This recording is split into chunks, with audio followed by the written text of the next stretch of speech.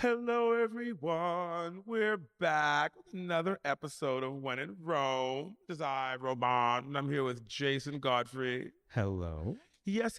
Cameron is out of town. He's off on some like cruise, horse meat, disco, horse meat at sea. Or maybe he's a horse at sea, or he likes to call it a seahorse in bed. So many options. Either way, he'll be back in a couple weeks. So it's just Jason and I. It's going to be amazing. Thank you for being here, Jason. Oh, absolutely. Yes. We love you. Okay, so we have another episode, and this is a special one. I know I say they're all special, but I mean, this is like a special one, like not yellow bus special, but the bus is like medium length, not short. And okay, this was special because we have the interview. We're dropping our first ever interview with Alfonso Joaquin, two amazing bottoms. I'm sorry, the verse now. Porn stars in the scene. They're very, very popular, and we were very honored to have them here. It was like my first interview with OnlyFans stars, and I remember talking about how I really wanted to like break into, interviewing them. It was amazing. I really do think that we got into it, talk about a lot of different things that people wouldn't really normally think about when they think of porn stars, like, how do they handle bonding with a scene partner how they handle when there is no bond, with the scene partner, dealing with predatory production companies, what is it like to be doing all of the jobs, right? Like being your own editor, being your own promotion, so it was really, really good. Stay tuned after the news recap to talk about it. To view it, obviously on YouTube, or listen to it on any of our any platforms where you listen to your podcast. Next week we are going to be taking a much needed break. I'm tired. I need to recharge my emotional battery. So we're going to be doing things like sucking dick, hanging out with our friends, maybe fighting the power, all those good things. We'll be back in 2 weeks. We'll be dropping our second half interview with Craig Morrison. So take this time while we're off to catch up on any old shows. So with that, let's get into it. Remember to, thanks again for tuning in and listening. Remember to listen, like, share, and laugh. Laugh, Jason. Okay. Anyway, he just like mouth dropped open, like I said, open wide for dick. But hey, maybe, two birds, one stone. Yeah, that right. What's the problem is that was natural. Okay, anyway, thanks for listening. We're sorry. Remember to listen, like, share, and laugh. We already did that. Sorry, my IG is WhenInRome. Let's get our mood enhancers, please. On the counts of 3, 1, 2, 3. Consider yourself what? Enhance, baby. Let's get into it.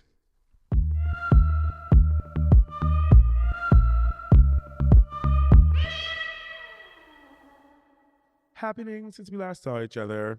Let's see. Oh my God. I hosted an orgy on Monday. Jason, have you ever hosted an orgy? I haven't hosted. But you've been, I've been I don't generally go to a lot. This is probably first of all, let me just say, honeys, ladies, I throw legendary parties that have had sex with them, and I can't even count the amount of ones, right? But this is definitely one of my first, my second, orgy, farty. It was just more like 3 or 4 or 5 people, you know what I mean? And you're just focused on sex, trying to put myself out there in the sexual space, both singularly and with groups, because I'm a fun time. Say it, everyone. Roman is a fun time. Sure. Anyway, so is it an orgy if nobody shows up?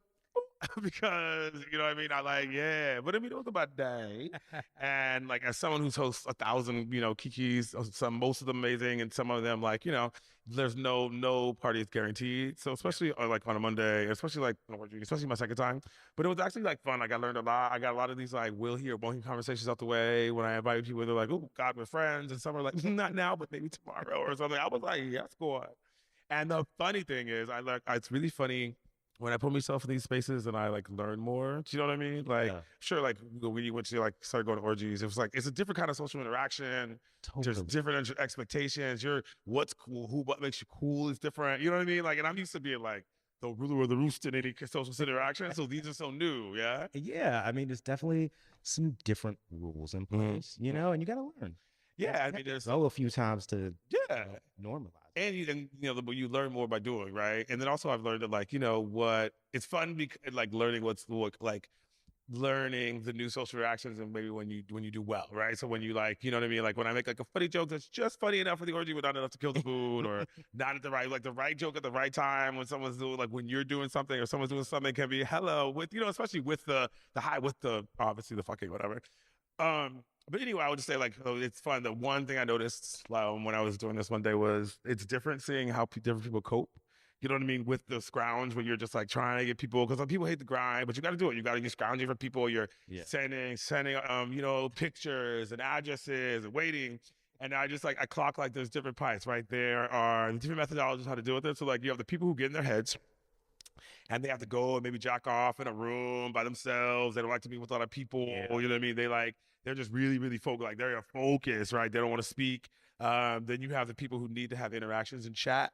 Right, that's the me. That's the, you know, we need to keep it lively. Let's do some things. You know, we were trying on different underwear. You know, we was doing like, you know what I mean, like runway shows and sexy underwear. You know what I mean? Yeah, it's a little different. Yeah. Then you have the Zen ones, right? Those are the ones that are always like, okay, guys, you have to remember that if it doesn't happen, we got to make the we have the right energy because you know, if you're trying too hard, it doesn't happen like any interaction, any sexual interaction, whatever. And then you have like the corporate ones. Those are the ones who are like, okay, guys, I only search for 5 hours. And then I'm done. They have this is my strategy. This is what I do every time. I don't deviate. And if it ain't there, you know what I mean? Like, oh, you know, I take this break and blah, blah, blah. So it was really interesting learning all the different. And so as I put I love the notes you took. Thank you.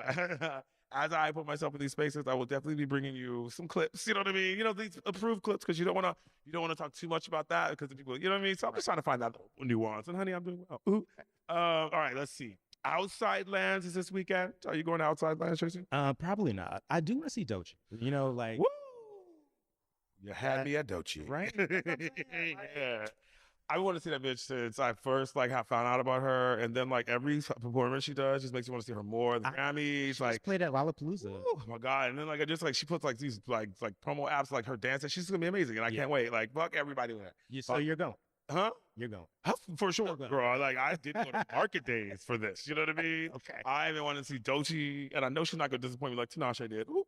Yeah, and everyone's like, "Oh my God, Doja, are you excited?" No, girl. Doja is a slower Doechii. Do you know what I mean? It's just like the Doja is like the last part of Doechii songs, where it just gets kind of slow. Girl, I don't know. You know what I mean?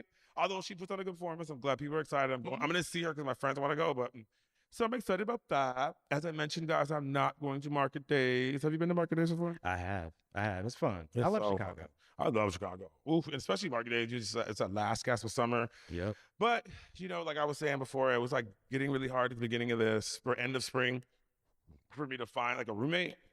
And I know like something I was just telling myself, like, maybe it's the universe telling you not to go this year. You know what I mean? So, and then I got to stay and I'm going to see Doechii because of it. So, you know, whatever. Say la vie. I will be in market days next year. Oh my God! Speaking of summer, it has been a really ugly summer in SF. Right? It has been.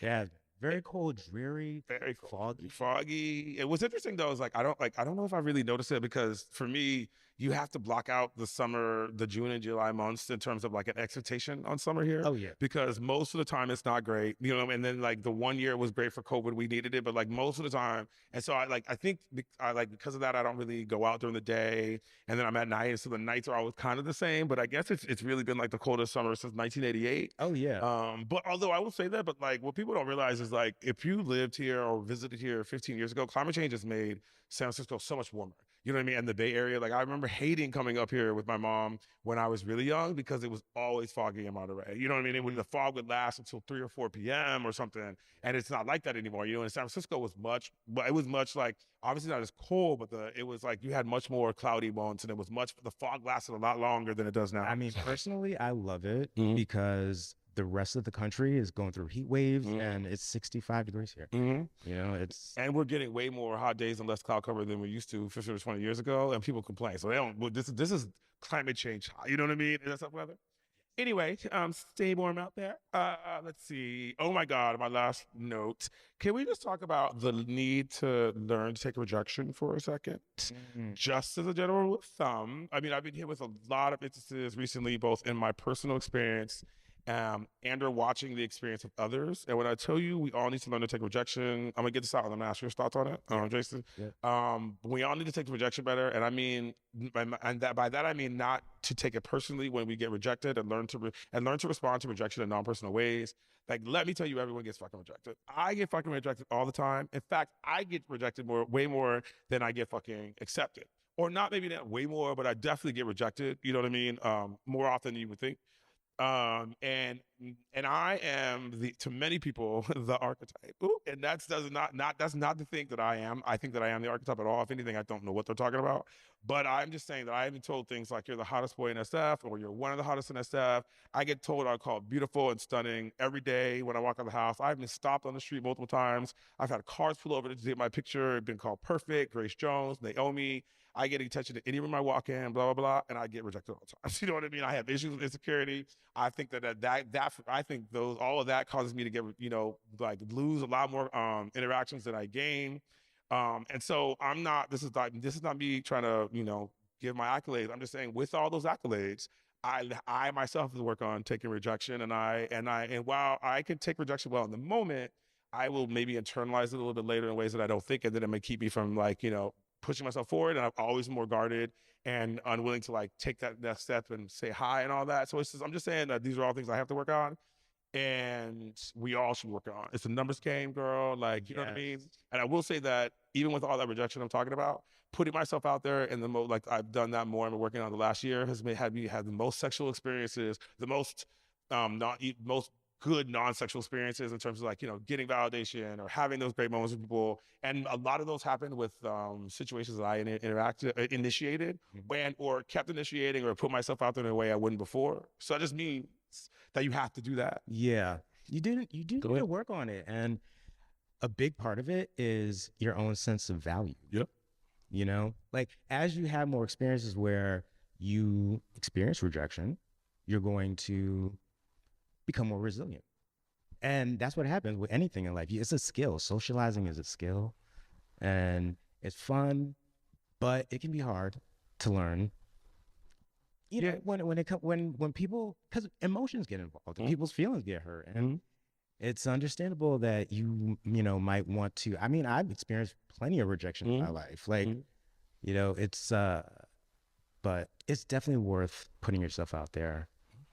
Yeah, because the end result is like you're guarded, and then you wake up and you realize you're not getting any experiences because really only in the movies, and this is coming from someone ever calls Naomi or Grace Jones, only in the movies do people come up to you constantly and you don't have to try, da da da da. You know what I mean? Like it's just that like it doesn't matter who you are, whether you're as like, you know what I mean, the archetype, the zeitgeist or not, or you think you are, you're not. We all got to try, and so that's just. And I'll say like the thing that I'm trying to work on is when I get rejected. One, the more you put yourself out there, then the smaller these rejections become as a total proportion. But also just like learning to not personalize it, like take the rejection for what it is, because there's been definitely times when I've got rejected by someone, and then later on something's happened because that rejection that moment wasn't a no for me. It was a personal thing. And so it's just like, and I also try to think about all the times I reject people. Do you know what I mean? I reject people a lot. Exactly. And I expect them to get the fuck over it and to not worry about it. And I don't tell them the personal reason. And sometimes it's me and sometimes it's them. And sometimes maybe I'm not attracted to them. And a lot of times it's not. You know what I mean? So it's like, I just try to say like a rejection is a rejection. You know what I mean? And you not try to figure out why, blah, blah, blah, because you don't know. And trying to personalize it, you honestly don't know. And a lot of times we personalize shit that is nothing to do with us. You do not know. And it does have something to do with the fuck ever. Everyone doesn't need to like you because you don't like everybody. And it's not, and a lot of times it's not personal. Right.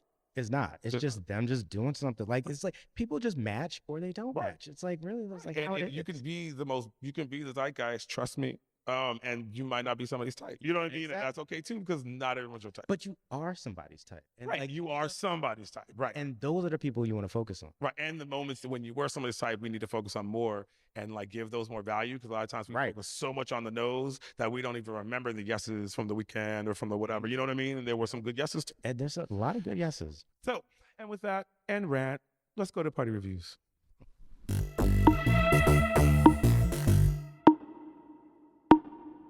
And we're back with party reviews. Okay, so I think I just took a couple parties this weekend. I was tired from Dorian, so I only have a couple things to review. Friday night at Eddie. So it's the after hours, and Friday night can be represented by different party promoters, whatever, on Fridays. But when there's not like a special party, it's always like a regular Friday. They have DJs and shit. And so I just went this Friday, and it was cute. Like Fridays can be a little bit like hit or miss depending on how many people go, but this was a really good midpoint. And there was a lot of boys from like different parts of the city, which is why I love afties. Or you have people who come just for the afties. So it was like, you know what I mean? There was some cute boys at Badlands for once. You know, my Badlands must have been in retrograde. And then I went to the afters, and I was like, you know what I mean? Not even fully half full, but the boys that were there were really cute. And so like, you know what I mean? It was hot. So definitely hit up the Friday after's, whether they have a special party there or not. There's always something going on.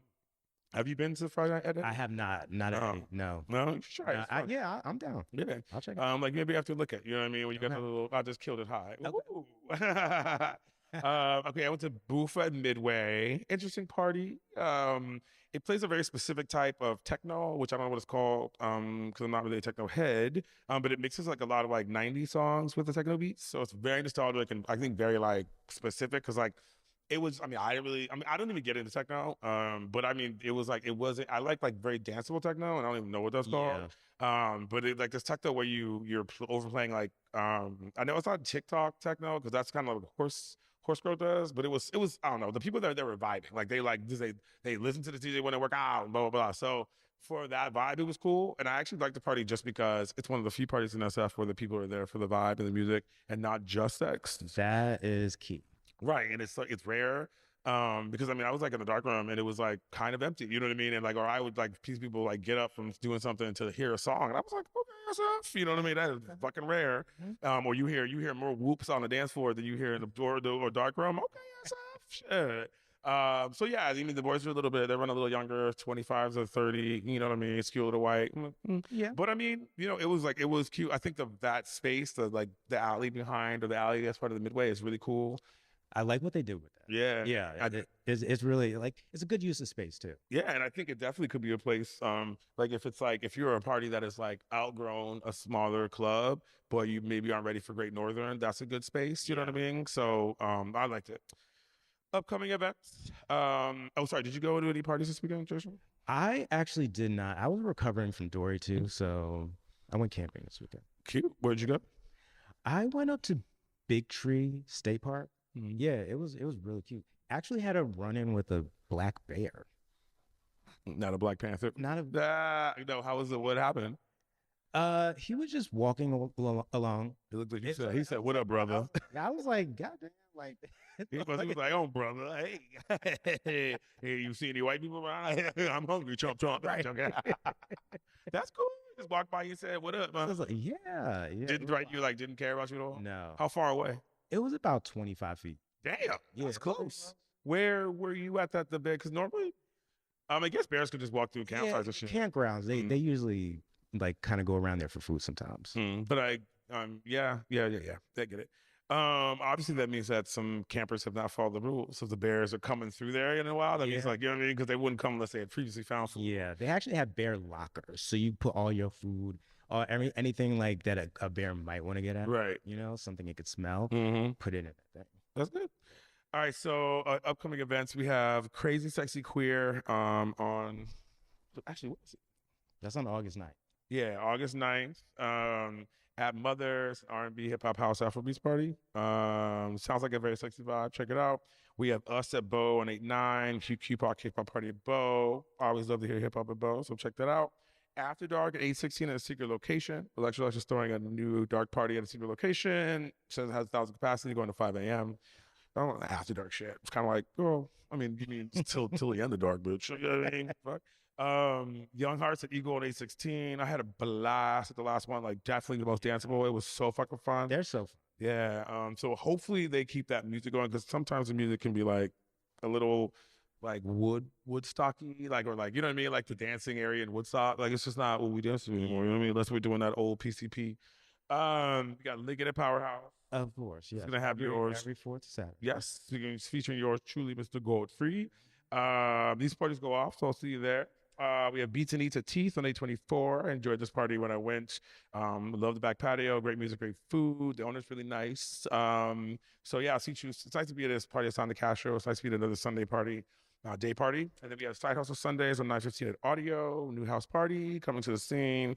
A New House Party. It's like the same promoter who I'm not even gonna say. But I like how promoters will throw like a new party with a different presents, and it's like, but like it's like I don't know, kind of like I guess maybe they think that people are like don't want to go to these people that are old events, whatever. I don't think people think it's like that. a rebrand. Yeah, but it's kind of like why would you need to rebrand? You know what I mean? Unless your brand was tarnished. Anyway, see you there. That's got DJs Empress, Sammy Taylor, and CJ. Also, what? There is. Give me 1 second, guys. 1 second. Actually, I will be at Bo next Tuesday. So What date? it's going to be the 12th. Cute.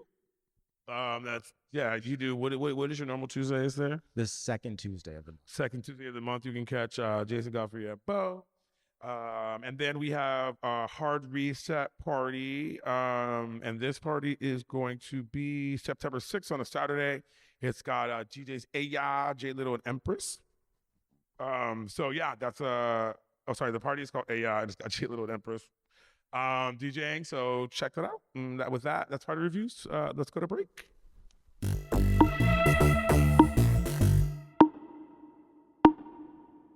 And we're back with world news. Okay, first topic.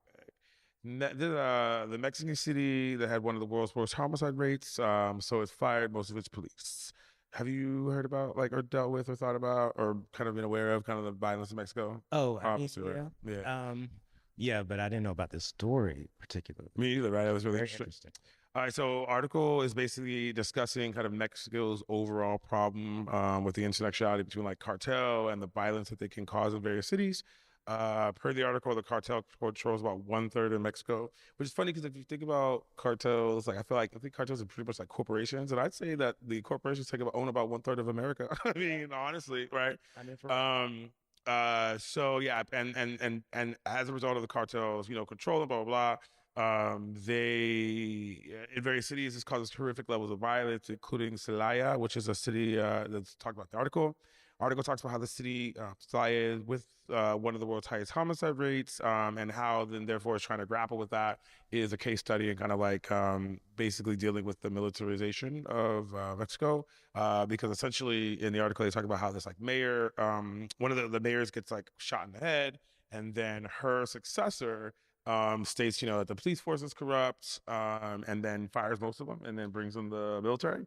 And the article specifically talks about how like that has happened a lot in Mexico, as a result of the violence, including on the local and the federal level. So I chose the article because I have visited Mexico many times, and I often think about how crazy it is, like, when you're in these like countries and these like the rich areas, and then knowing there's all this kind of violence can happen, or even when you read articles about like something happening right outside of a tourist area or something, right? Like a shot or blah, blah.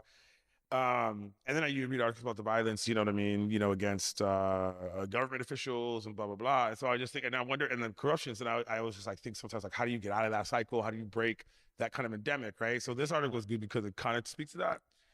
I mean, yeah, like, the new mayor cut over half the police department. So it's like 300 people, so 340. Right. So yeah, I mean, you definitely have to start from a better place of like choosing people that have better intentions. Like that's why community policing works for some areas. I mean, it's tough, I don't know, it's a big problem. Yeah, I mean, policing in general is a problem, right? And like the right kind, and especially when you have, corruption that's got like endemic corruption, how do you break that? But I mean, it does talk about some things in the article, like there's think tanks that talks about like a recommended size of a police force per, right? So this town only has 600 versus the 1,200 recommended, quote unquote. Or, they talk about the pay and, how, it's worked in some places because they've like invested in paying them more and invested in strategies, and you talk about how like there's like classes that they don't give but they could on how to deal with when you're approached by organized crime. There's like shit like that. So it's interesting to see that there are ways, there are strategies. They're obviously, of course, long term. They talk about how most mayors are one term and it lasts for 3 years because they probably die. And then if with that level of like high level thing, you're like, who wants to say it's probably like if I was a mayor for one term, I wouldn't want to do it again. You know what I mean? So I can see that. Yeah. High profile position and people are, looking at you. Which is all, but it was also kind of cool when they talk about that. Like it just like speaks to like the heroism of the people. Like anybody, especially in like Celaya, when you sign up, for either the police force with the intention of doing good, or you become an elected official, you're like putting your life on the line, literally. Right. And they talk about like this mayor got shot in the head, and then someone worked on her campaign, became the next mayor. So imagine the level of courage it takes to just make that choice. And it just speaks like it's just cool to talk, like see the level of courage people are willing to put online to like help the community. You know what I mean? Yeah. That's also something cool to highlight or see. It really is. It really is. And some people get into politics for power, for personal power, but some people do get in because they want to help the community. They want to help people. And We need more people. And they're willing to put their lives like literally on the line to do it. It's you know what I mean? Right. And that's yeah, what it takes sometimes. And with that, let's go to American News.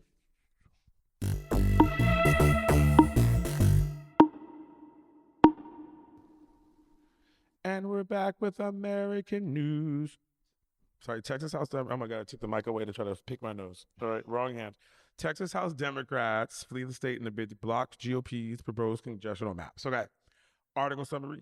Articles about how Republicans. I probably shouldn't read the note article summary.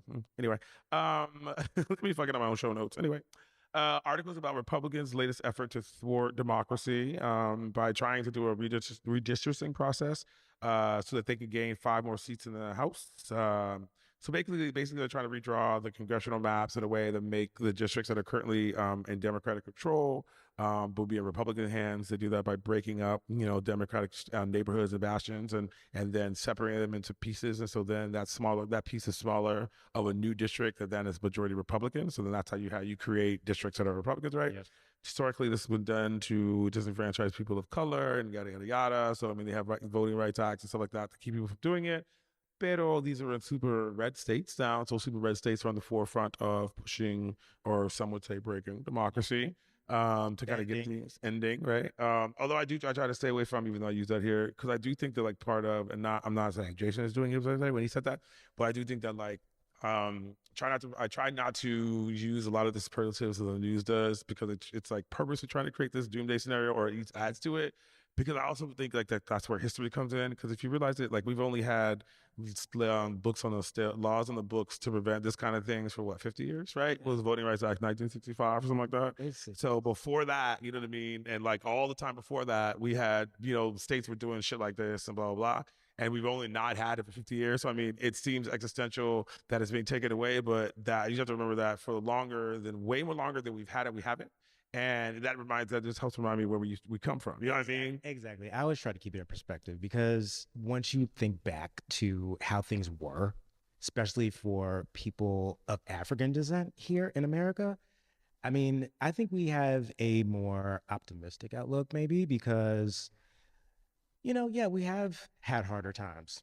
And it's challenging. Nobody's going to argue you on that, but it's also a time when we can express ourselves more freely. Yeah, and also, I remember like, yeah, we are also probably at our freest that we've ever been. So, Yeah. you know what I mean? And also, you have to, so like, I think it's just, we have to think of this as kind of an ongoing struggle. And we maybe have gotten a little used, just because we were born with these rights and don't know what it was like not to have them, doesn't mean we shouldn't remember that not too long before we were born, or you know what I mean, were these rights not there. And so we just have to this is a continuous fight. People are trying to take it away, but that's fine, because we had to fight to get it, and we'll have to fight to keep it. You know what I mean? Exactly. That's just the struggle. You know what I mean? Oh yeah, no, so but in saying that, we still could talk about exactly how Republicans and the strategies they're using to kind of push to break democracy or whatever. And this is one of them. And it's a lot of it is about Donald Trump trying to keep power, because he believes, in case he loses it in the next election in the House, you know what I mean? So it's just like a superpower grab, right? Yep.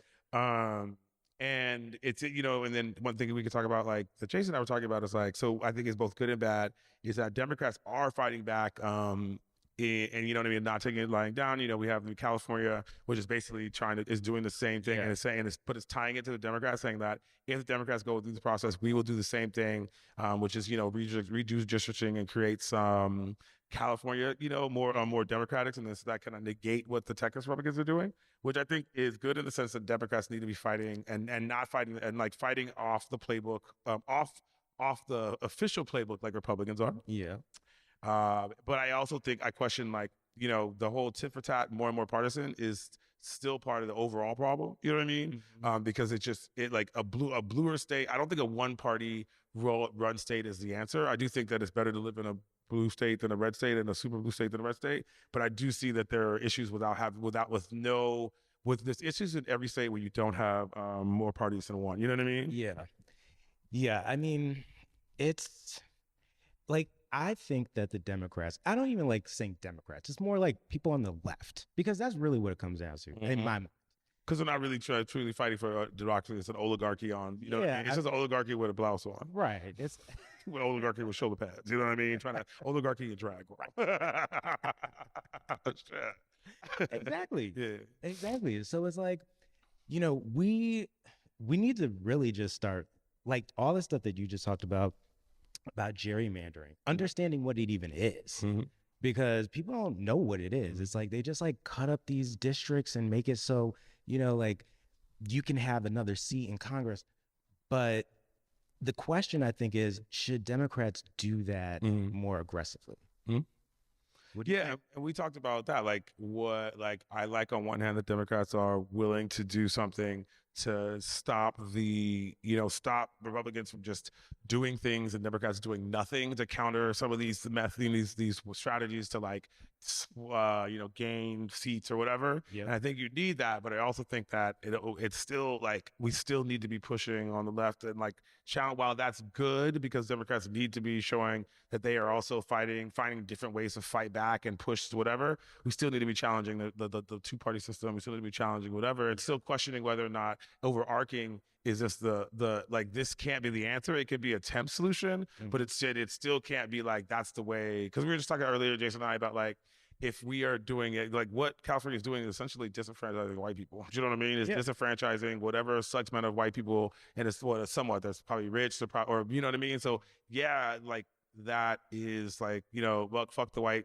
institutions in that way, but disenfranchising white people is basically just doing the wrong thing for the right reasons, kind of, right? In the sense that you're doing it because you're trying to thwart some over there. Yeah. But it's still like, you're still not a representative democracy. Do you know what I mean? And you're still doing the wrong thing by breaking up these whatevers for a goal that's not representing that group. But then the question becomes, how do you counteract it? Yeah. What the right is doing, because we're talking about like, they're successful. The Republicans have been very successful at getting seats, influencing people.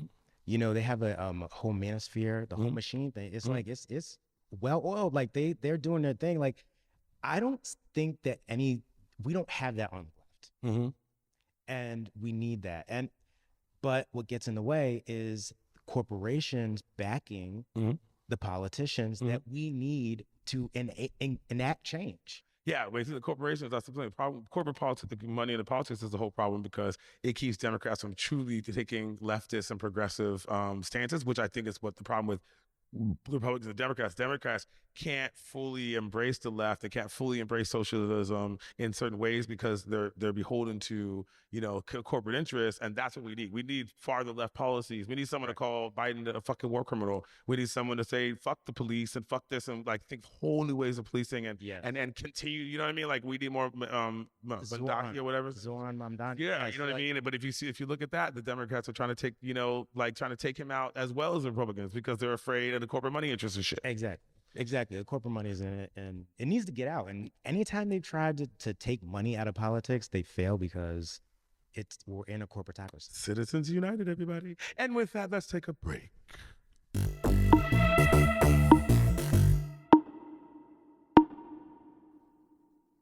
And we're back with local news. Why Apple has sued San Francisco's newest movie theater.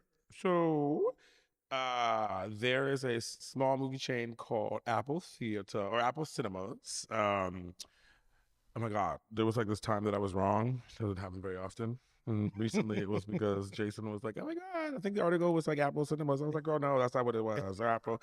I go, oh, whatever. And I delivered it with like this voice, like, you know what I mean? And then when I looked it up and I was like, oh, you're wrong. And he's looking at me like, and I was like, okay, yeah. Right. So anyway, Y'all find out.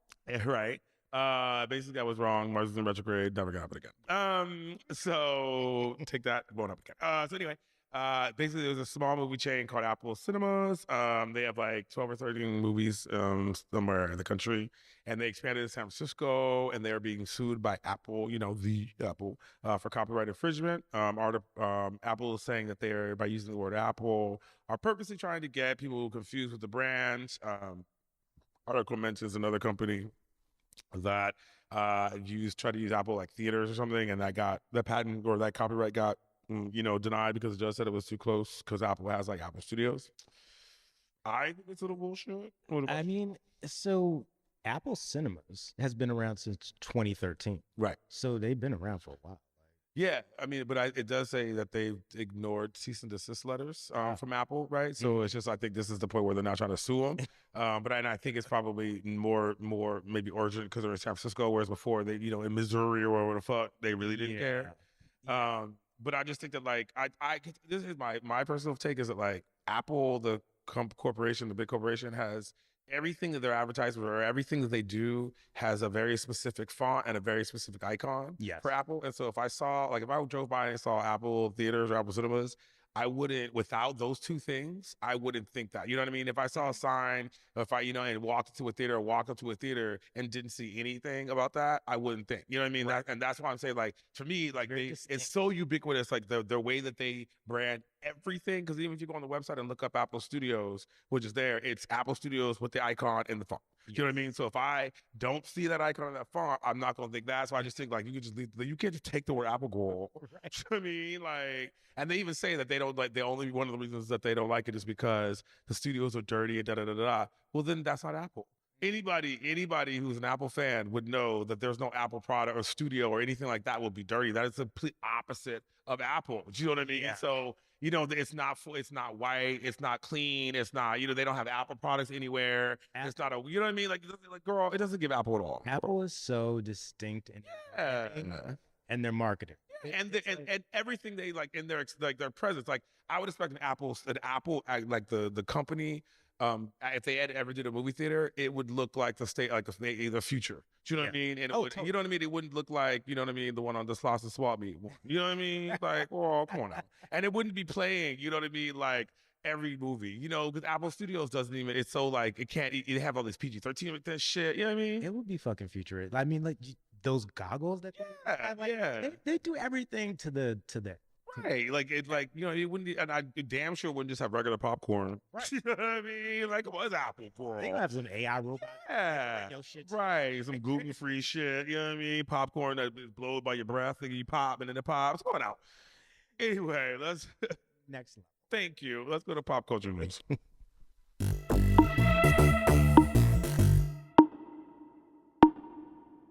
And we're back with pop culture news. So why Sydney Sweeney's, which, just said the name, if you think about it, sounds a little, like forward. Sydney Sweeney, who I know she's not, I'm not saying she is. So why Sydney Sweeney's American Eagle ad campaign sparked controversy. Sydney Sweeney is from Euphoria fame. So if you haven't seen the news, American Eagle ads, remember American Eagle, G? Yeah, I had a couple. I mean, girl, in high school, you know what I mean? Yeah, girl, like when there was a Hollister and an Abercrombie and Fitch, and you know what I mean, and a Express, girl. Express was my spot. Do you remember when Express, it was Express, and it was really good. They had like cool jeans and the cool shirts, and then they broke up, and then became something else, and that was where the cool one went, and then Express became more like Old Navy. Do you remember that? It was like something like that. Yeah, I remember that. But Express used to be the shit. Express was the store. I don't know why I'm talking. Anyway, American Eagle ads have come out some ads recently featuring Sydney Sweeney and they're gene ads, and they do a play off the word gene as in genetics, right? So genes, genetics versus gene, like where you wear jeans. So using the words, Sydney has good genes. Yep, you heard that right, ladies. And if that wasn't bad enough, they have other ads in the campaign where they say like, genes pass down traits like my blonde hair and blue eyes. And then they go on to say, and that Sydney Sweeney has genes. Sydney Sweeney genes are good, but that's when they, do the play on the word genes. This, of course, sparked a reaction, with many people saying it was a wink to eugenics. Gonna get back to that in a second. The wink to eugenics, and that the company didn't know what they were doing. The article speaks to it talks about people who say that American Eagle or the production company knew that they're doing because of the extensive checks and things that they have on things like this before they go, they're published. So of course, it posits that of course they knew that this was either them trying to actively purge people from that like diversity from the ranks, very a la not Abercrombie. Yeah, I think a la Abercrombie and Fitch, right? Like that was what they wanted. Mm-hmm. And then it also or their way to spark a reaction. Blah blah. First of all, It says in the article, this is a wink. First of all, can we just say that this ad would probably fit in during the fucking Holocaust? Right. Like if you're on the highway to Auschwitz, these would be the freeway. This would be the freeway ad. Like Right. there's not a wink to eugenics. This is sex eyes. This is come over tonight. It's a bullhorn. Right. You know what I mean? Well, wink. That's like that. That's when you kind of challenge the news when you read things, articles like this, and be like, and you have to make sure you have to like not check your reaction, but wonder why the news isn't having the same reaction. Because this is clearly given when you read it, like they're trying to be somewhat neutral. You don't need to be neutral on this. This is not, this is like, they're like, the company who does this, it's probably, they either had a blind spot, they want to provoke a reaction. Girl, they're a fucking blind spot, girl. Like the blind spot is the racism or the eugenics. This is a blonde hair, blue eyed girl on a show. A play on jeans. That is not a wink to genetics, girl. In a country in which we have a president who praised Hitler or used words, a phrase, is using the words of Hitler. Like that to me, to be honest, is the biggest dog whistle, but we've kind of forgotten about it of all the shit. We actually have our current president quoted Hitler. You know what I mean? And not you know what I mean? Like that. And like Elon did the Nazi salute. Yeah, Elon did the Nazi salute. So in the article they kind of touch on it, but let's say full throated. In this era, in this country where people are doing that, a company through with this ad that's a quote unquote wink to genetics, girl, this is like just pushing the guys to see what they can get away with. And they say in the article, the company, neither the production company, American Eagle Jeans, or the actress have said anything, which tells me right there where we at. Because if you're an actress in this you're an actress, a big actress, and you are now being linked to an ad that's like that people are saying is racist. You don't feel the need to disavow the ad or say that that's not what this is. That without, you know what I mean? That should tell you something. They know what it is. Yeah. It's like, so when Trump got elected and he started removing all the DEI stuff, that's like when people started to feel more emboldened to just it was like or when he got voted in after quoting Hitler, or when Elon Musk, you know what I mean, got away with, you know what I mean, like, or not got away with, but just did the thing and then just was like, oh no, that's not what I meant. You know what I mean? And that was and we were supposed to kind of debate that as a real, methodology versus call him on his bullshit. Exactly. And to your point, it's like the media is complicit because they don't really report it the way it needs to be reported. Like, this is like eugenics. Like people are right. This is the gravity of it is not. Like I said, this is this is not a wink. This is not whatever. I could literally see this ad, you know what I mean, and during the height of the Holocaust. You know what I mean? I literally, like I said, if you were on the freeway and the next exit is Auschwitz, this would be the ad right there where they have, hotels, you know what I mean? Like a McDonald's, or you know what I mean? Whatever. Let me just make Nazis. Yeah, like last thing where the article says a lot of people signed off on this, and the Jason, you said they knew what they were doing, and it's like the fact, that's what I'm saying, like the fact that they were even willing to put this out there, whereas 10 years ago they wouldn't, tells you where we're at as a country. You know what I mean? That they were willing to. You know what I mean? Because and look what they're getting. All they're getting, they got a president who said he likes the ad, and no backlash, no FTC, no nothing. Nothing. There's no consequences because there's nobody in the government that's gonna this administration won't do anything. Yeah. So yeah, we should be on the lookout for these kind of things over the next 3.5 years. And what we do have to do is call them out and call out the news for not reporting it accurately. Yeah. And keep the uproar up. You know what I mean? The rage out there. And also keep reinforcing your own value if you're not white, because this whole ad was about reinforcing beauty standards that are antiquated, outdated. Like I'm not saying white people can't be beautiful. There are many that are, but yeah, find places. Yeah, find ads in places where they better POCs, and also just maybe another tack on to that. Just recognize when these ads are trying to do these things, because that's also a way to kind of shield. Maybe explain to people, explain to your kids. You know what I mean? That bullshit. Because it really is subliminal. You know what I mean? Yep. All right, and with that, we are done with with pop culture. We're gonna go to our Fight the Power segment next.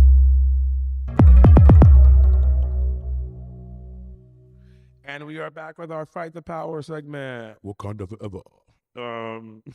Anyway, so you guys know I like this segment weekly talking about fight the powers out there. So this one is about the anti-Trump protests that happened last week, rage against the regime. Did you hear about those protests, Jason?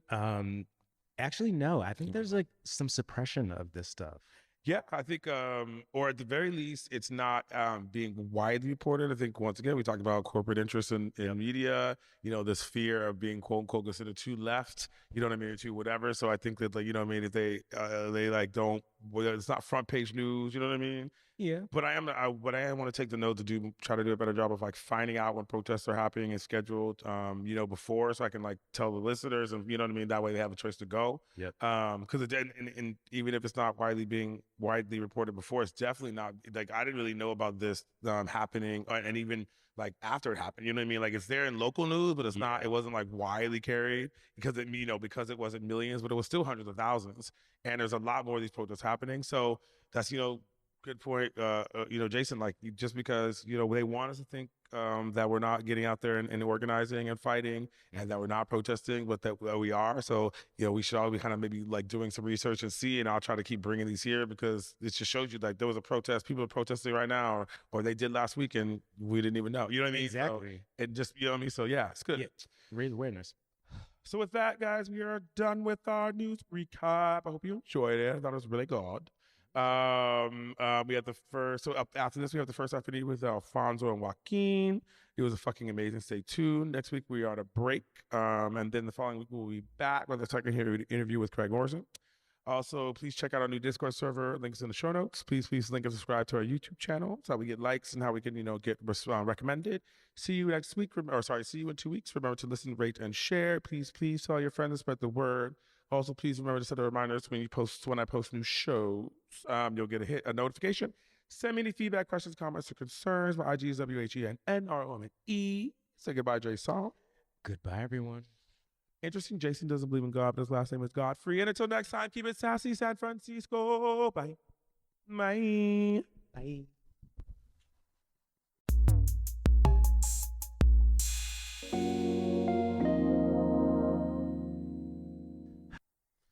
Hello, everyone. It is I. And yes, if you're looking, you're like, wow, what's going on? It is Naomi Campbell, Gladys Knight and the Pips. We're a new boy band. Actually, it's Roman and his I. WhenInRome, and we're another interview. And I have the pleasure of having both Alfonso and Joaquin, two of my really good friends, and some porn stars. Would you consider yourself porn stars? Yes, we are. Oh, that was quick. Like him. I will doubt it of myself, but I think Joaquin is already. Yes, porn stars. And they're here to do an interview with me. So this is WhenInRome. You guys know who it is. Let's get started. Thank you guys for being here. This is really fun. I feel like I'm interviewing Menudo. You know what I mean? The two that got kicked out. I have your denim costume. I look great in denim. I feel like you guys are like the Latavia, Latoya of Menudo, like Destiny Child. Just Beyonce. Right. Obviously. Hello. Okay, so let's get started. Let's do an interview. So let's start with your earlier. So when and where were you born? Who wants to go first? Joaquin? Me? I was born in Colombia. Okay, where in Colombia? Oh my God, this is a small town that no one's know, but it's called Puerto Lopez Meta. What? Puerto Lopez. Puerto Lopez. Puerto Lopez. Well, now somebody knows it, okay? Because somebody just said it. Puerto Lopez. Yes. All right. Hey, yeah, look it up, everybody. Okay. It's very Latino. Okay. But I live all my life in Bogota City. Okay. Which is the capital. How far is it from Puerto Lopez? Like 3 hours in car. 3 hours in a car? Around. Okay. Yeah. What about you? I was born in Monterrey, Mexico. The bad part. Did you ask me when? Or? No, I don't want to know. What is your age in Mexico versus your age in, America? My age in Mexico is 30. My age in America is 24. Hello, and your name in Mexico is, you know what I mean? All right, Juan. And here you're Alfonso. Okay, so you were born in Monterrey. So what was it like being a young gay in Mexico? Being a young gay in Mexico, I think it was, for me and my generation, I think it was so tough. Because everything before Lady Gaga was not, like being gay was not well received in media, in in society. Especially So- because you're growing up in like a Catholic country. You know yeah, what I mean? Yeah. you had to hide it. Right, right, You know, right. like growing up, it was like, you know, the less people can tell, the better. Mm-hmm. And How did you hide? What about you, Joaquin? For me, it was actually weird because in my small town, Mhm. it should be as something very traditional. Mm-hmm. It was pretty okay. Like I was a little bit femme that Mm-hmm. A little bit fat, bitch. Okay, come on, girl. We know you were in your mama's heels, like, mama. so everyone knows, but I mean, I don't tell anyone, but everyone knows, and they were all okay with that. Like, very. So I feel never. you never I had had a never problem. had a problem with being gay. That's cool. So it's like that's good because I feel like whenever we think about rural, we always think that it's always Yeah. like bad. You know what I mean? But then you can have a rural, small, you know what I mean, a country space where they are okay with homosexuality. You know what I mean? Yeah. And like, Well, Monterrey is a more conservative area than Yeah. it's from places like Mexico City or Bogota. Bogota is a capital. yeah, but I'm talking about his small town, right? Yeah. I'm just Yeah, thinking all of like, them. you know what I mean? Like, it's like, you know, it's just, generally, I feel like when the stereotype is always that like a small town is always going to be against Yeah. homosexuality, Yeah, but yeah. it's, you know what I mean? Against Sometimes, change. yeah, against change, but it's sometimes it's not, you know what I mean? Sometimes the small town, it's okay. You have the little, you know what I mean, in a two-piece, you know what I mean? They're like, it's okay. Right. Two pique. Okay, so were you out when you were young? When did you guys come out? I came out when I was 16. 16? Yeah, yeah. And you're how old? I'm like, I'm 30. okay, it's 30. So I it's come out when I was 14. 14, yes. I mean, did you have to come out? Not Or were they like, okay, Joaquin, Yeah, I was just girl. confirming my family, like, yes, I'm gay. She was like, I know, girl.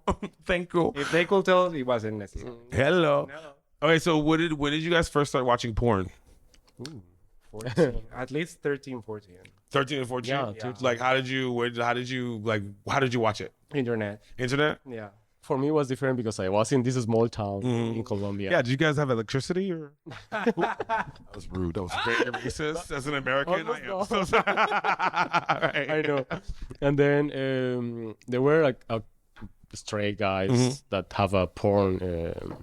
I don't know how to call this in English. VHS. Yeah, that. Oh, like a porn. They had Yeah, that. the cassette thing. Okay, Yeah. okay. So And you. I have my mom have the machine to reproduce that. Okay. So they know that. They will ask me 90s like, "Oh, can we go to your home and go and see that?" And I'm like, "Okay, let's go." And that was the first time. Yeah. Wait, I'm confused. Okay, Wait a second, now that I remember, my first gay porn actually was also a movie. Another gay movie. It wasn't straight up porn. It was like a Straight up game. gay porn. It was like a DVD or something. Yeah, that was like when I was young, like gay porn. We didn't have access to gay porn like this, and we Yeah. didn't have the internet, so it was like a gay movie. What was it back then? Back in the day. Magazines. Yeah, it was magazines. What was it? XY magazine. Do you guys remember magazine? XY magazine. I think he just trying to play me. Did I just get read in Espanol? But yeah, no, like I definitely remember. For me, it was definitely magazines, and then or it was like watching like Queer as Folk or something like that, Folk, and yeah. seeing some like whatever. Or you actually know what it was? HBO After Dark. Or Showtime, Emmanuel. Do you remember that? Like that was when you could see a little dick and you were like, whoa, yeah, right. My God, I still do it. Okay, so Yeah. so from the link into watching porn, what made you guys like first want to start doing porn? Ooh. Joaquin. I know that I want to do porn since I watched my first gay porn. Really? When this porn that I showed you guys. you saw was someone right. getting banged out. You're like, I want to go there. Yeah. I think everybody I think it's a fantasy that everyone Yeah. has, but it becomes. What was the strong fantasy? to be a porn star. actor? Yeah. And then it becomes stronger every time. Like I Yeah, but want to do what that. about the fantasy was like you know what I mean? Like when you thought about it, you're the porn star. What in being the porn star? Yeah. You I don't know. Like I being just- adored, being Being like yeah, sexual, I don't know. free. Being with the guys there. I don't know everything. Yeah, right. Okay. Yeah. The way of exploring yourself. And what about you? I will say the same. I think it's something about just being recognized as sensual and sexy. I think there's something about it. So literally, you guys, they were there. You're like 11 or 12, and they put it on, and then you guys were like a little twink. You're like, Yeah. Oh, yeah. that's me. I mean, I don't think that you actually think it like Yeah, that, it is. but I can see your little, yeah, but you, and it kind of sits in Yeah, your yeah. eyes. that's interesting. I guess it just hits different when you have your first, you know, thing that gets you closer to the industry. Like, right. Yeah. So and then okay, so then when did you guys? At what age did you guys start doing porn? Ooh, I started in 2017, like 8 years ago. Okay. Oh wow, it was like before or after Selena. Oh. I will not be Yolanda. Okay, so how old were you? How old were you when you I started? was 25. 25. And how did you start? I was traveling to Spain for my first time, Okay. and then I met Tim Kruger, Okay. who offered me that. May he rest in peace. rest in peace. Yeah, rest in peace. And he offered me the first video to do with him. And I actually was like just into him. Like I was like, okay, I want to do with him because he's hot. You want Yeah. to have sex with him. Yes. Yeah. But also I want to have like this fantasy, like, okay, this is the moment that I will. I'm making do my it. first porn. Right. Yeah. So you were like, oh, I want to like get with a good porn star, and and maybe make my first film. I mean, that's pretty like that's like pretty great like to good. hear. That's pretty good. Like you just Yeah. like, oh, maybe I should do porn, and then you meet one of the big names in porn, Yeah, and then you're like, should I just yeah, okay, right, and then you're just featured, right? Okay, Joaquin. I did it again. Right. What about you? How did you start? I started because actually I started my first encounter with porn was a year before Joaquin started in porn. Okay. I have this friend who I met when I was traveling in Spain. I was studying in Madrid. And this friend of mine is Manu Martinez. He is a very famous erotic photographer. Okay. And Give him my number because you know. I will. I'd like I to be will. pictured. I'll bring him one day, I'm sure. Yeah. Yeah, I do not.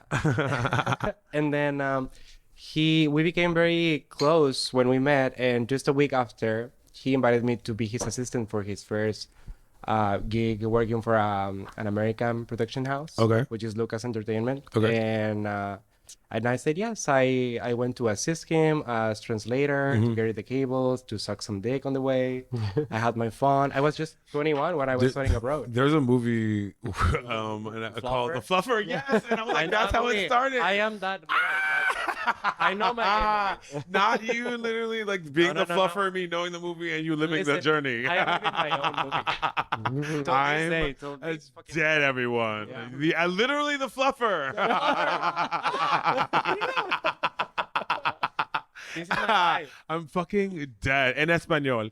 Okay, so El fluffer. So what was it like? What was it like when you first like got on set? Was you nervous? I was 21 and I was studying abroad. I was just gonna stay there in Spain for a semester in La Complutense de Madrid. Okay. And I made it. I accomplished it. But in the way, I got to be part of this gig and working in this production for Lucas Entertainment. And So what were you guys? So what you guys?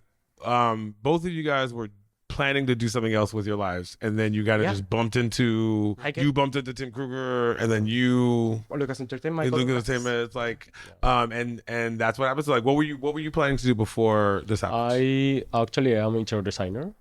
I studied that Okay. in Colombia, and when I finished, I decided to travel to Spain as a gift for end my college. Okay, so then you were like, okay, And now then I started to do porn, and in my mind I was going back to Colombia and start to work on interior design, but then I started porn. and now you start to grow up and get it bigger and work. Okay, what about you? I'm an audiovisual producer, so technically I'm still on track. Say that again. I'm an audiovisual producer. An audio-visual producer. So I'm still on track. Only that nowadays I work in front of camera, not behind. And I think it was just like I dared to try, and I think it worked out very well. So what is it like when you're first trying, like you're first getting onto a porn set? What is that feeling like? How did that feel like? Yeah. I mean, it felt like the whole fantasy of being on set in a production house, because look at like studios like Team Tales or Lucas Entertainment really makes it feel, because they produce abroad in countries. I remember like Tim Tales. Like I remember like I like back years ago. It was probably when I first met you, when I watching Tim Tales and then going to, what was it, in Circuit Barcelona? Yeah. And then seeing and going, and I was like, oh my God, all of the Tim Tales models are here. Oh my God. Thank you. Because they were all very European at the time. Yeah. Okay. So keep going. And so, Yeah, it just feels like like the whole fantasy. It's a lot of work. Nothing prepares you to be in front of camera. Like it's I guess practice makes master. Is it weird like when they start talking about like, are you gonna bottom? Are you gonna top? And like it's in the Oh no, contract. honey, it was very clear that I was gonna start somewhere. Are you kidding? No, we know that. I was just saying, but it's like, you know what I mean. But like, is it just was interesting? You know, just be talking about like, okay, so you're gonna bottom for this long, and da da da da. You know what I mean? Like, what does that feel like? Was that weird or no? Was that like surreal? I guess might be a question. To be ¿cómo se dice? To be put in a box of being a bottom. Yeah. No, it felt like the natural thing to do because I was also wanting to do that. Yeah. Like I wanted to be recognized as a power bottom, but Why? later in life, I don't know, like probably because I was young and a twink, and I wanted to put myself in that case. But later in life, I discovered that it was gonna be harder to put myself out of that box. Oh yeah. And right now, I'm in an era where I am transitioning to be recognized as a full versatile guy. And And that's because it's working well, but it takes a lot of challenges. But that's just because of what we put, A lot of what we put on positions, and you know what I mean. The you know what I mean. choices. Yeah, choices, right? Okay, what about you? Okay. Yeah, for me it was difficult because I start with Team Tails, Okay. which is recognized because the XL tops. Right. So I don't feel like as a top Yeah. for them. Yeah. And I feel like all the porn was like that. Yeah. So I feel like no, I never will be enough for topping in porn industry because my dick is now extra cell. Right. But yeah, then after work with other His dick is studios, I boyfriend realized size, by that the way. it's okay. It's very decent. Yeah, it's okay. Yeah, But- both of you guys are decent. You know what I mean? I mean, you know what I mean? Like, and like all dick size matters. You know what I mean? Like, We know you know. Okay, very, very cool. So what was the best part about when you guys first started doing porn? What did you guys like? What was the best part about it? Oh, for me was traveling. Like Traveling.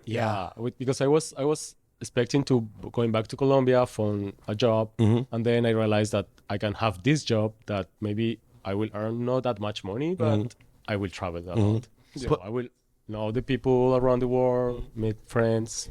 Get to make connections. Plus, you get to meet hot guys. Yada yada. Yeah. Okay. Well, I think this has been a really good time, and I think it's a good time to stop. Especially because we were just talking about both of their dicks. Ooh. We'll be back. You guys get your mood enhancers. Mwah.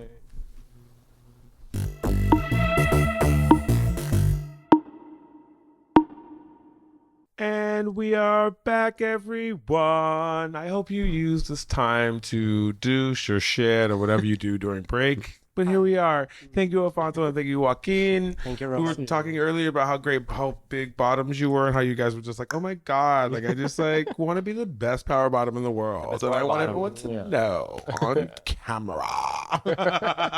Okay, so now we can talk about like your. So when did you guys meet? How did you guys meet? We met in my first year. The same year that you started. Yeah, the same year that I started to do porn. Where were you at? 2017 2017 in Puerto Vallarta. in Mexico, Puerto Vallarta. How'd you meet? It was my first time working for Lucas Entertainment which Okay. was a studio that I started working as an assistant. as an assistant. Okay, so you were working as a Porn He was actor. already an ascending star. Like he was. and you were He was start doing running. and you were like valet. I was a ballet. Okay, got it. I saw him. I was already in my third day of working, I think, and then he crossed the door, Yeah. and I was like, "Oh my God, that's Joaquin Santana." Yeah. And then I was like, "I need to come say hi." I introduced myself. I was like, "Hi, my name is Alfonso. For whatever you need." Because you had been doing porn for how long? Me for Yeah, 8 years. But you had been. But when you first met him, how long had you been doing porn? That was my first That was year. In your first year, year. yeah. Okay, Yeah, okay, yeah. okay. And I was just an assistant. Yeah. So okay. Yeah. So already in that year, you were like, oh my God, Joaquin. Okay. Oh, no, I've always been a porner. The Meryl Streep of porn. All right, got it. I've always known my porn stars. All right. I knew who he was. He was already. Okay, I the Jennifer Lopez of porn. Yeah, I got it.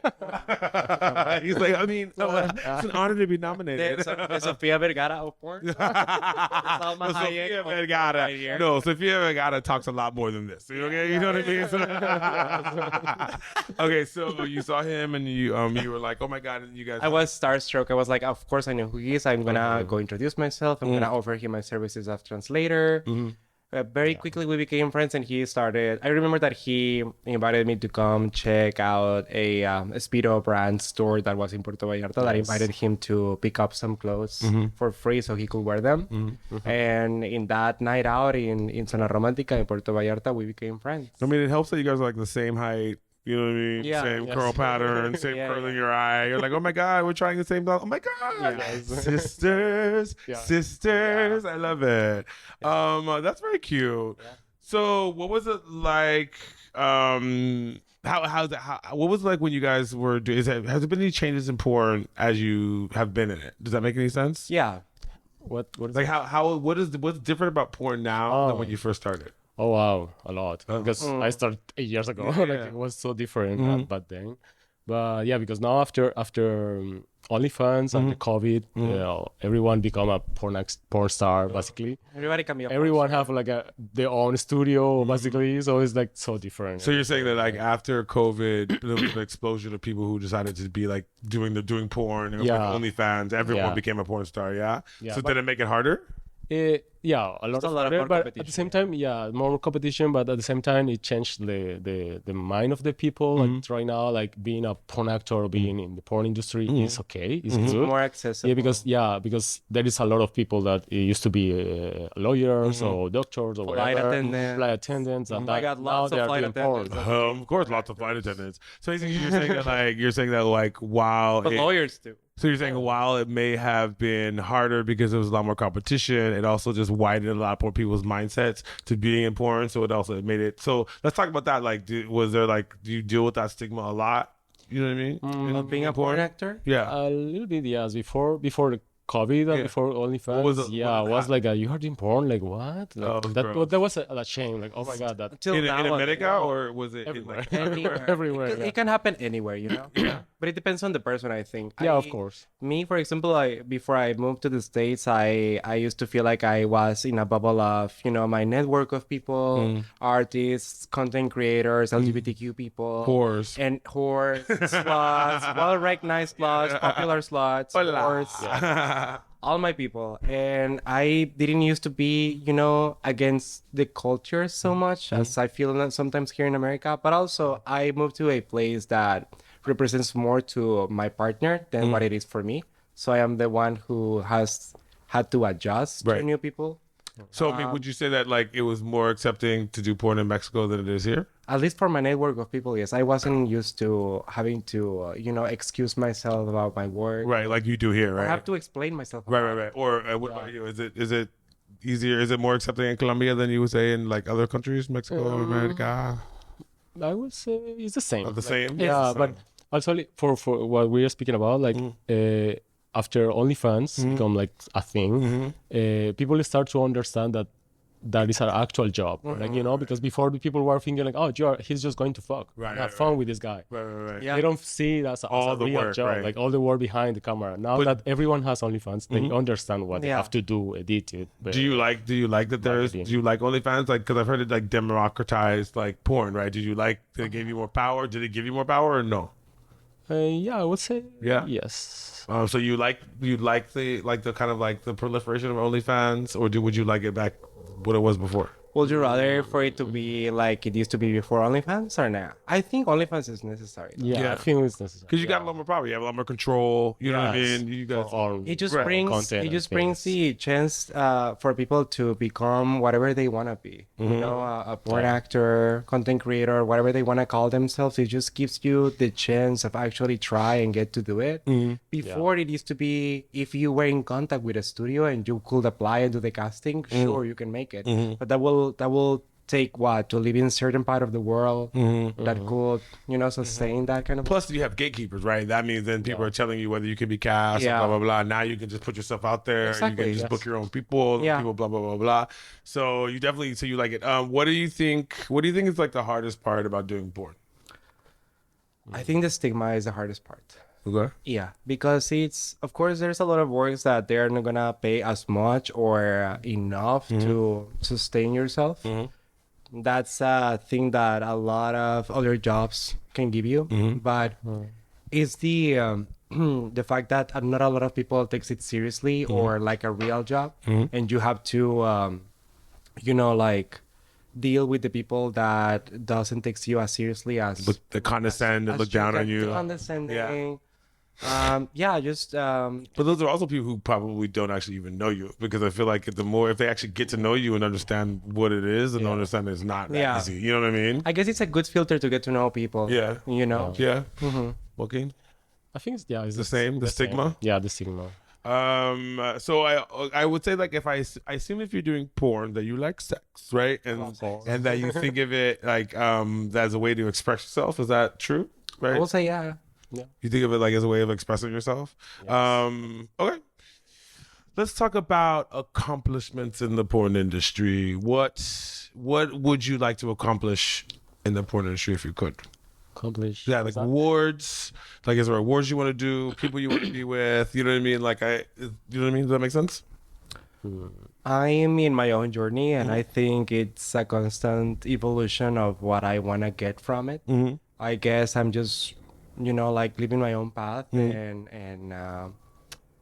experiencing the way that I can. I like to still be able to work for studios and get to do scenes for them. Okay. Because I grew up idealizing working for studios that when I was younger, I once dreamed to work for studios like Falcon or Men.com, and now finally I'm in a position where I can like one day I wake up and then I'm like, no way, I already did a scene for these studios, and it feels great, but it's not like live finished.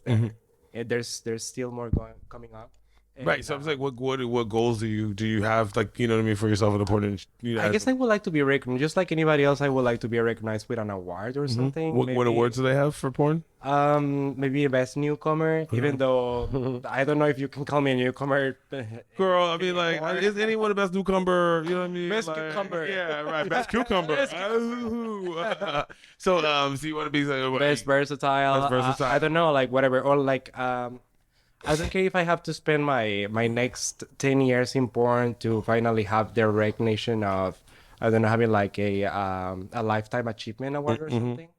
Not a Lifetime Achievement Award. And Joaquin's like, hold up, bitch. Okay, hold up. Okay, I haven't even got mine yet, girl. And I've been doing this since Tina Turner was alive, all right? What I mean is, it's not that I want my award tomorrow or right now. But that's a goal. That's something I look It forward will to. be cute. Yeah. Have it one day. Who doesn't want something like that? But also, I want to be able to stay in the scene. You know, like if I want to be able to, like, I started right on time when I was still a twink.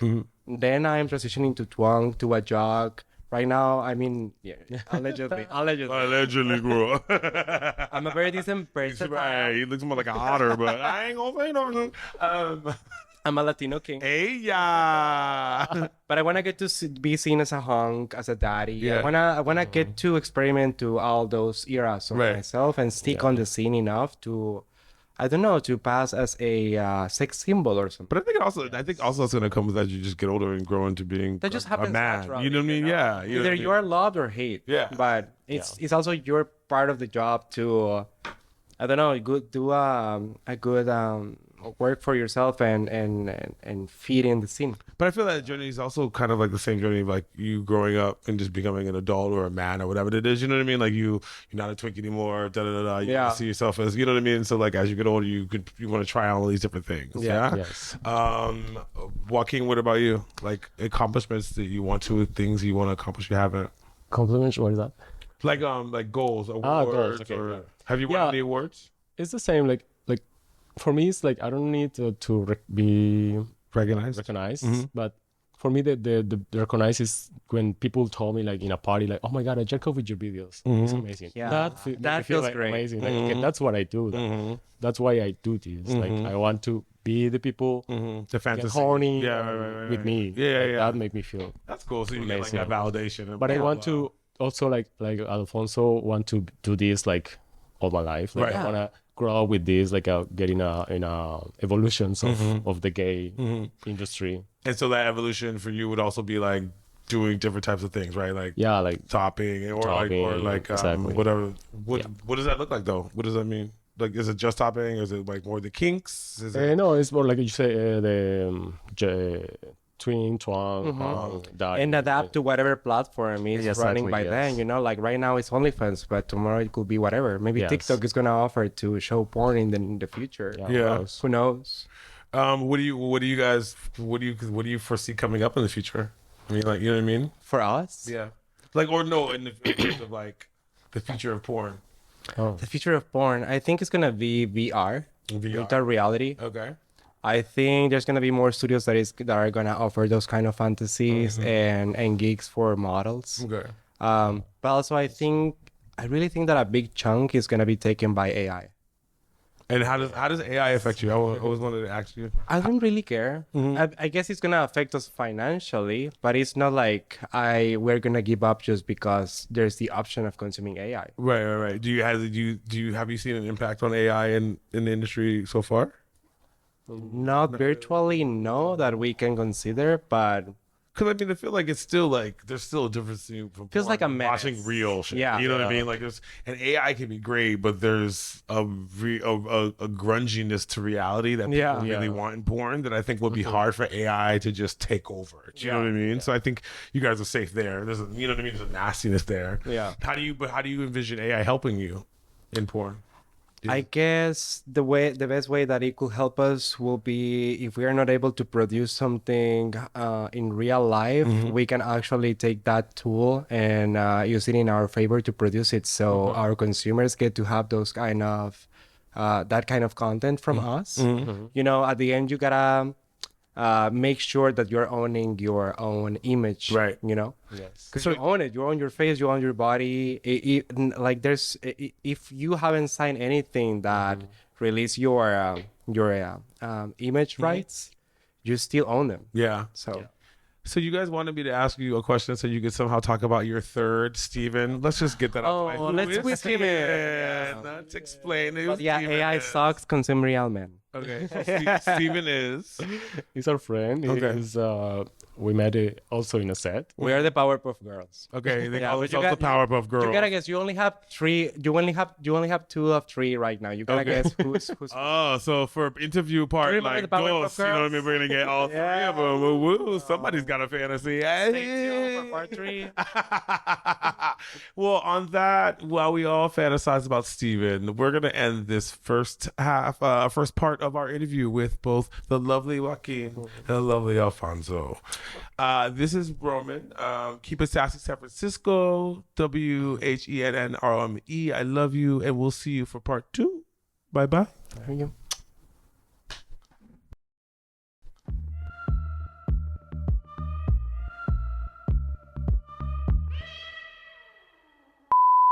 Something has changed within me. Something is not the same. Something is not the same. Thank you for coming to my jazz special. I feel like I'm like in my mind, I'm like on a cruise. You know what I mean? Like, woo! Thank you for coming, Romans 1 hour. Do. Blah blah blah blah. You guys have paid $500 a plate, so I'm gonna give you a show. You're gonna tip. Yeah. Hello. So get those wallets ready. Thank you.